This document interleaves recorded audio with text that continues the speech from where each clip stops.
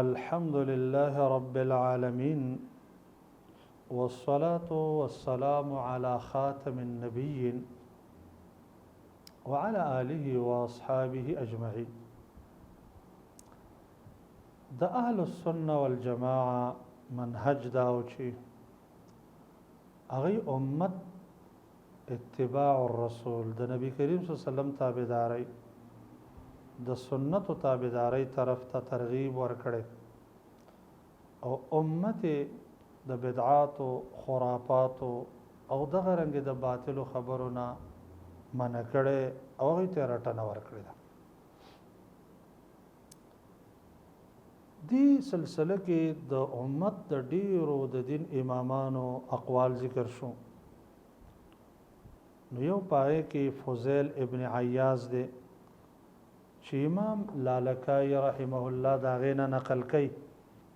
وإن لله عز وجل عبادا يحيي بهم البلاد وهم اصحاب السنه. د الله بعض بندگان دي چې رب العالمین په هغوی باندې دا خارونه ژوندي ساتي، هغه د سنت متبعین، هغه د احادیث علما دي، هغه اهل الحدیث. وجدادا چې د دې ځمکې آبادی په بلډینګونو نه راځي، په روډونو، بلډینګونو، نهرونو، په دې د ځمکې ظاهري آبادی راځي. د ځمکې حقیقي آبادی هغه معنوي آبادی ده او هغه په سنت د نبی کریم صلی الله علیه وسلم راځي. سنت الرسول صلی الله علیه وسلم د ځمکې او د خارونو د خلکو ژوند دی او د دغه خپل سنت خلاف د دې خارونو د دې خلکو د هغوی د پاره مرګ دی، مرګ. امام شافعی رحمه الله هغه فرمای: إذا رأيت رجلا من أصحاب الحديث فكأني رأيت رجلا من أصحاب رسول الله صلى الله عليه وسلم. وکله چې زه یو انسان د اهل الحديث نه یو سړی ووینم چې سنت او تابع دی او تابعدار دی، زه وینم ماله داسې مزه راکوي، داسې خوند راکوي. داغه ملاقات ته زده په مینه ورزم لکه یو صحابي سره چې زه ملاقات وکړم. ځکه صحابو کې کمال هم دا او صحابو کمال ته په دې رسېدلو چې د الله نبی به وتل او که هغه به کول چول مکه و هغه به نه کول، په هغه طریقه روانو، په دې منهج روانو. امام دار الهجره امام مالک رحمه الله فرمایي: وَلَنْ يَصْلُحَ آخر هذه الأمة إلا بما صلح به أولها فما لم يكن يومئذ دينا لا يكون اليوم دينا. وإذا دي أمت آخر نشي صالح کېدل مگر په هغه څه باندې چې اول د دې امت په څه شي صالح شوی، چې څه شي مخکې دین نو اوس هم دین نه دی. په دې بنیاد باندې هر یو امام د امامانو نه، هر یو صحابي د صحابو نه، هر یو تابعی د تابعینو نه منګه ته دا منهج پرېښی دی چې د الله د نبی د سنت او تابعداري وکړي، د صحابو په نقش قدم روان شي، د بدعاتو نه ځان وساتي. همدغه رنګې د اهل السنه والجماعه د خپل عقیدې ته د دعوت د پاره هم د هغه یو څو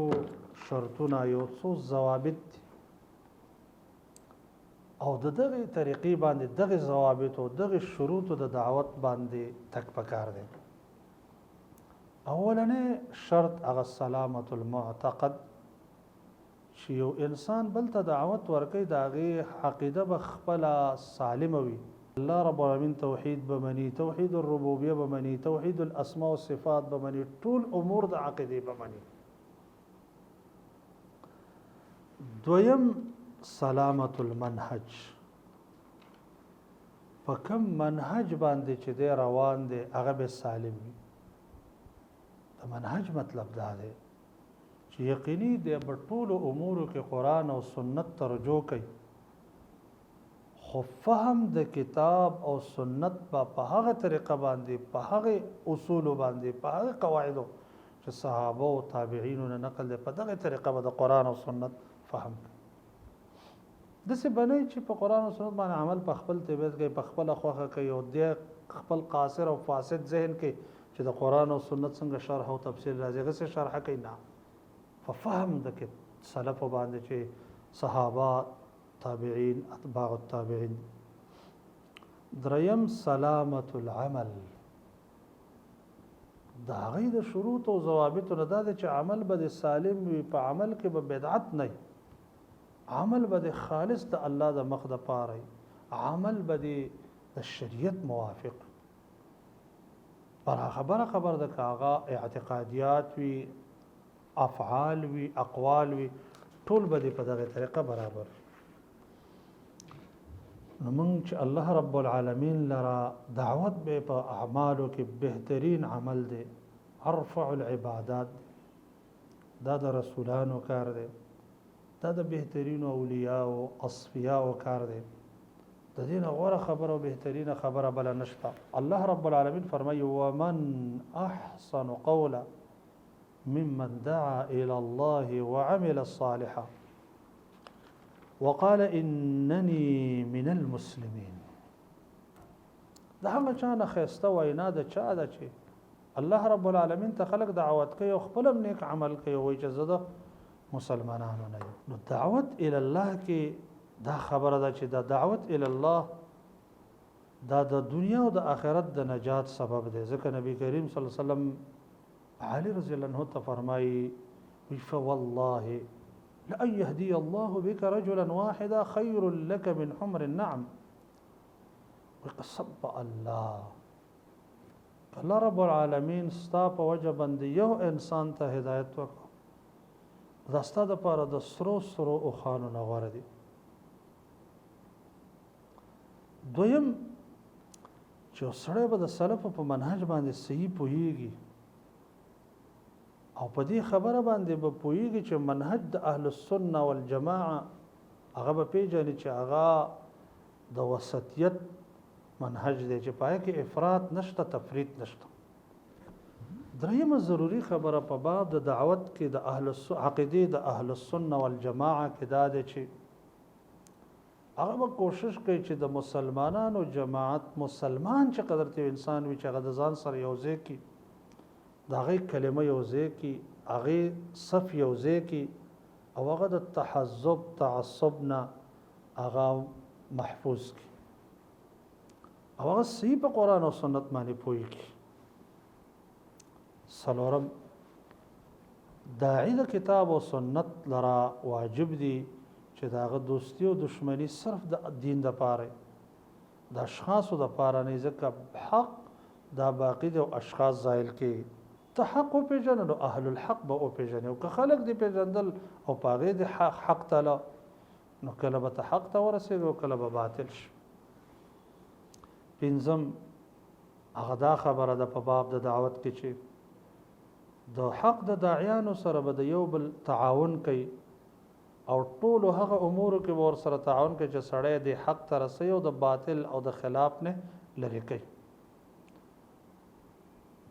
نو بعضی د بعضو سره به تعاون کوي دا غي به مدد کوي دا غي به نصرت کوي بل فرض کې یو مسله اختلافي راشي او هغه مسله اختلافي داسې وي چې د صحابو ترمنځ اختلاف راغلي یا د تابعین یا د دین د امامانو تر مابین نو هغه ته بعد د اختلاف په حق ور کوي ولا برابر د دغه مسایل په باره کې نه کوي دغه ته د بيدینۍ نسبت نه کوي دغه ته د کفر او د فسق نسبت نه کوي بلکې تحقیق به کوي چې څو سره د قران او سنت سره ډیر موافق را ډیر نږدې را پاغه به عمل کوي وم شکل د شریعت په پروژه کې په یو مسله کې اختلاف را لې نو د خیر خواهی انداز به اخلي د ملګرو سره به په خسته حکمت باندې خبره کوي هغه به پوي کوي جګړې بن کیږي قتال بن کیږي او داسې نور اتم باب د دعوت کې دا چې ذاتی انتقادات شخصي مسائلو کې وسړې بیان نه کوي بلکې دین به بیانې حق به بیانې او د باطل نه به خلق منع کوي نه هم دا چې تعلم ادب الخلاف د خلاف ادب بس د کوي چې د چا سره د خلاف وو او هغه سره د بحث کو مباحثه کول په څه طریقه به کې دغه رنګي به سړې هغه به د ثابت قدمي منهج نسی او په هغه طریقه باندې رواني د حق د علماو باندې به خو ګمان کوي او د هغه عیبونو رازونو هغه پسې بنور پسې کوي د هغه علماو احترام به کوي کوم چې په امت کې معروف دي چې هغه د سنت باندې تمسک کړي دي د هغه عقیده کلی دا دا غین امت علم اخسته دي دا غوي توقیر به کوي دا غوي عزت به کوي دا هغه د بیزتی بنه کوي دا غي په خلاف به خلق نه را پاري او که یو عالم په یو ځای کې خطا شوی دی په خیسته طریقې به د عالم شان هم بیانوي او حق به هم بیانوي شان عظمت د عالم دی د حق په مقابل کې نه پیش کوي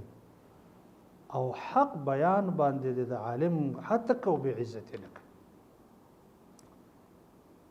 د دعوت د اصولو یو اصل دا دی چې په مسلمان بسړی خګومان کوي د هغه خبره په خیسته محمل باندې د هغه په شخصي عیوب او پرده چي داغه نه بس غفلت کوي چې شمپوشي وکړي دغه رنګ یو ادب د آداب او د دعوت داده چې کله د یو انسان محاسنم شتا او د هغه سنا څخه لغزشات هم شتا محاسن ډیر دی او لغزشات کم دي نو دغه محاسن به ذکر کوي او دغه لغزشات به نه ذکر کوي دغه ګناهونه به نه ذکر کوي دغه بد صفات به نه ذکر کوي د دعوت د اصولنا یو اصل دا دی چې سړی با الفاظ شرعي استعمالي په باب د دعوت کې مستحدث الفاظ خود ساخته الفاظ یا د کفارو نرا تولید شوی الفاظ په باب د دعوت کې نه استعمالي لکه دا سي مثلا لکه مسلمان تر مابین شورا په کار ده د څه بنوي چې دیموکراسي په کار ده دیموکراتي په کار ده وجدادا چې دا دیموکراتیت چې دا غیر اسلامی لفظ دی په دې کې ډیر باطل داخل کړی دي د رنګي فقهي مسائل او اختلافاتو کې با صحیح موقف تزان رسي قول باندې صحیح ځان پوي کوي به بداغه په دلایل صحیح ځان پوي کوي به بد ټولو د دین د امامانو اقوال اغاز مستحضر کی هغه چې پس استدلال کړی دی هغه مستحضر کی او د هغه تر مابین به په انصاف محاکمه وکړي کوم خبره چې او کوم قول چې دته د کتاب او سنت ته ډیر نږدې ښکار شو ادله د کتاب او سنت په زیاتو نو هغه پسې روان وي د یو قول د یو عالم تعصب بنه کوي او د بل عالم هته کو به حرمتي بنه کوي دا یو عالم په منزله د رسول نه ګرځي چې ټولي خبرې به د منم د سره چاره خبره خلاف شو هغه برات کوم دا منصب د رسول الله صلی الله علیه وسلم دی چې دا هغه اطاعت کېدل شي او د چا خبره چې دا سره ټکراو شغه به ورزول شي دا د رسالت منصب دی دغه رنګي د شورا په امورو کې به د مشورې لحاظ کوي او دا خبره به کوي چې دا مشوره په باب د دعوت کې ډېر اهمیت لري همدغه رنګي دعوت چې ورکوي نو هغه به په خیسته حکمت او خیسته وعظونو باندې ورکوي څنګه چې الله رب العالمین موږ ته حکم کړی دی چې ادعو الى سبيل ربك بالحكمة والموعظة الحسنة وجادلهم بالتي هي احسن تخلق له دعوت ورکه په هغه طریقې باندې چې په حکمت باندې او په خسته وعظونو او په هغه طریقې بحث وکړي چې هغه خسته د دعوت د لپاره ضروري صفت صبر دی چې دی با داعی با صبر کوي ځکه صبر د انبیاء او د مرسلینو د دعوت طریقه وا او د نجاح کامیابی او فلاح بهترین سبب دغه رنګ داعی با په امورو کې تشدد نه کوي او د بلکې رفق یسر اسانی بکای خو په حدود د شرع د سنه چې دا رفق حکمت دا د مداهنت نوم وګرځي او دا اسانی او رفق او نرمي چې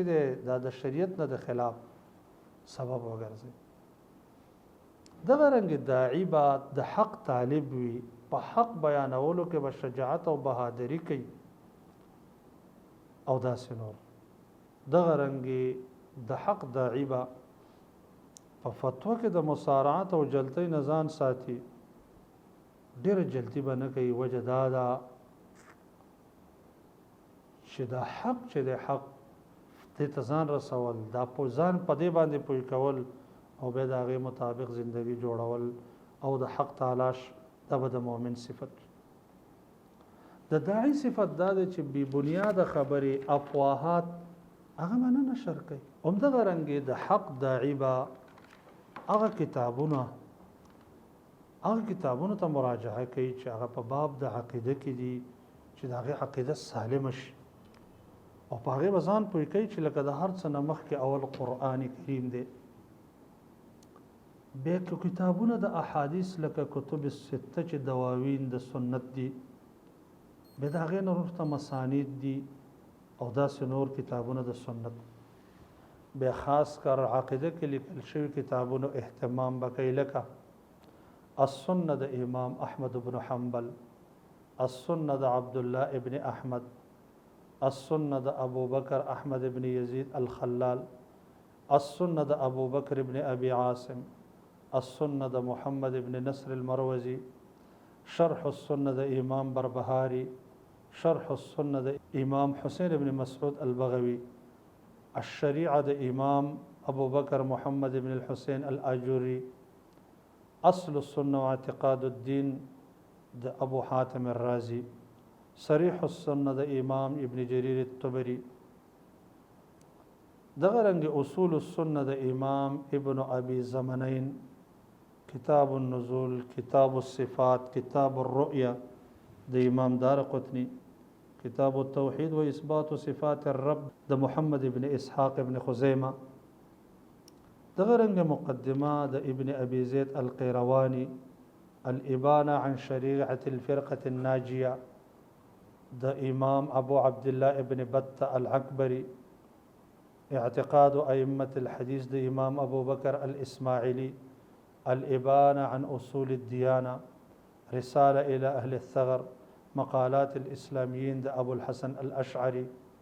عقيده السلف اصحاب الحديث د امام صابوني المختار في اصول السنه د ابو علي الحسن ابن احمد ابن البناء الحنبلي شرح اصول اعتقاد اهل السنه د امام لالكائي كتاب الأربعين في دلائل التوحيد د ابو اسماعيل الهروي كتاب العظمه د ابو الشيخ الاصبهاني الاعتقاد والهدايه د امام بيهقي الحجه في بيان المحجه د ابو القاسم اسماعيل بن محمد التميمي العقيده الطحاويه د امام الطحاوي لمعه الاعتقاد الهادي د امام ابن قدامه النصيحه في صفات الرب د امام ابو محمد عبد الله ابن يوسف كتاب التوحيد د امام بخاري كتاب التوحيد د امام محمد ابن اسحاق ابن مندا كتاب الايمان د ابو عبيد القاسم ابن سلام او اثبات صفه العلو كتاب العرش او داس نور د عقیدې کتابونو اهتمام وکړي چې دې سره د په صحیح عقیده باندې پوښي او دې سره زموږ د پروګرام وخت ته رسي او اجازه غواړو د الله په امان السلام علیکم ورحمت الله وبرکاته